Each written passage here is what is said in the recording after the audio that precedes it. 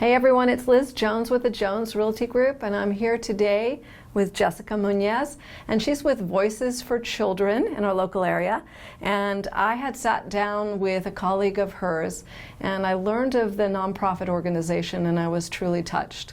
So Jessica, I wondered if you might take a few moments. We were talking earlier, and you were telling me about your organization and what its mission is. Would you take a few minutes to explain how it works and how we help the children, or how you help the children? My pleasure, thank you.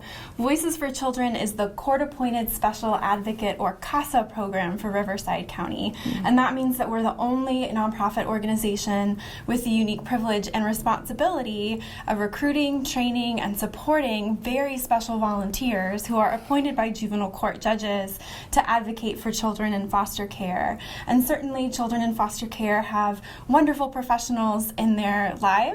Unfortunately, all of those professionals are working in an overburdened system. You had mentioned you had 300 cases at one time.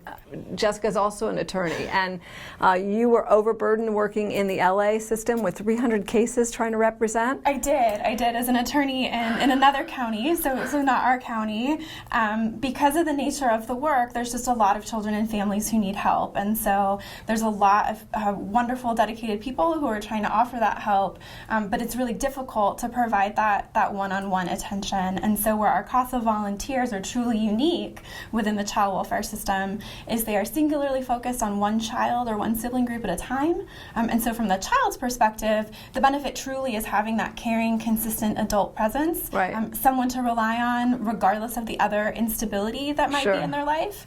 But what we also find is a mutual benefit for the court and the other stakeholders in the child's life with whom we're working is that they have the benefit of the information that volunteer comes to learn about the child through the results of the trust that they build and the rapport, and can then advocate for what's in the child's best interest. So if I could break this down in layman terms.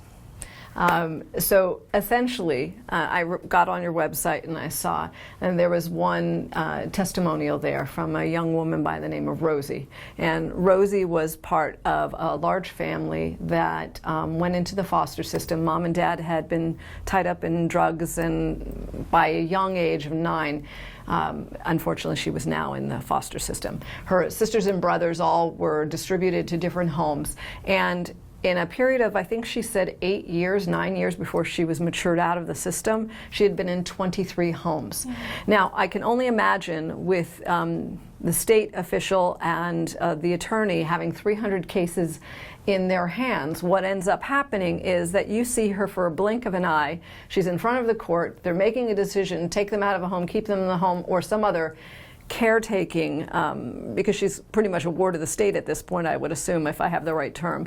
And you can't make the full decision outside of a clerical decision for her. And this CASA gets to know the child at a deeper level and makes recommendations based on who this child is and how she's shown up and what's important to this child, and you folks take that very, very seriously. Absolutely. Did I sum that up even remotely close, or can you help me out with? You did. I think sometimes what's a surprise for members of the community with whom I speak when we're talking about foster care is that there's a judge involved at all. I think a lot of us very understandably have what I describe as the TV miniseries understanding of foster care, which is that there's something very challenging or even horrific and traumatic going on in a home, and when the social worker or the law enforcement officer comes in and saves the day at the end of the story, that's the happy ending for the child.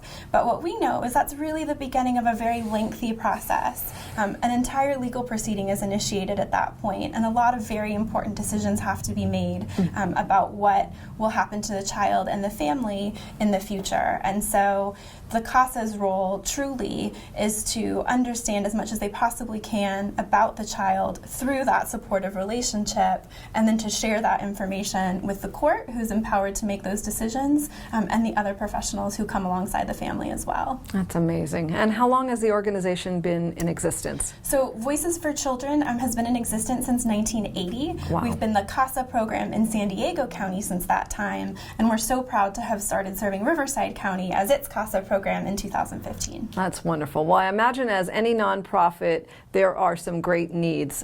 How can my audience reach out? How can they help you? Absolutely. So we always need volunteers. Our ability to serve kids is only available when we have wonderful members of the community who want to reach out and be these advocates for these kids. So we always need volunteers. CASAs, always need CASAs. We always need, that's right, we always need people to spread the word and encourage others to be CASAs.